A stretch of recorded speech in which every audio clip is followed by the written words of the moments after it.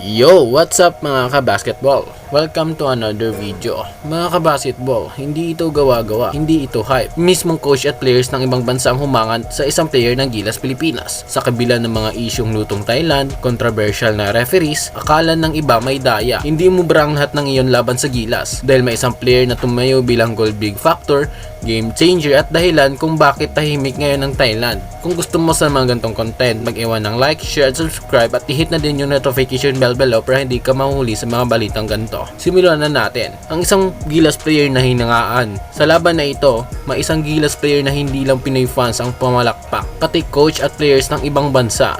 Napawaw talaga. Habang mainit ang laban, habang dikit ang score, habang ramdam ang pressure at tension, siya ang kalmado, siya ang matapang, siya ang hindi matinag kahit anong tawag ng referee. May mga pagkakataon na bumira siya ng critical shot, gumawa ng importanteng depensa at nagpakita ng leadership. Kahit hindi sumigaw, ito yung klase na player na hindi lang stats ang ambag, kundi puso at tapang. Reaction ng coach at players ng ibang bansa. At dito na pumasok ang pinakasulid na patunay. Pagkatapos ng laro, may mga coach at players mula sa ibang bansa na hayagang humanga. Ay nagsabi na iba ang composure niya, hindi siya takot kahit hustle ang sitwasyon. That player was difference. Mga basketball, tandaan nyo, mahirap makuha ang respeto ng kalaban, lalo na kung ikaw yung nasa gitna ng kontrobersya. Pero sa performance niya, wala na silang maikakaila. Mga nahuli kang nalutong Thailand, hindi rin mawawala ang elephant in the room. May mga questionable fouls, sunod-sunod na free throws, mga tawag na parang iisa lang ang direction. Maraming fans ang nagsabi, luto-luto na naman ba? Pero heto ang problema ng Thailand. Kahit anong luto, hindi nila napigil ang Gilas dahil sa bawat maling tawag, maliit na momentum, crowd pressure, may sumasagot mula sa Gilas. At madalas, yung isang player na ito ang bumabalikwas. Bakit siya ang goal big factor?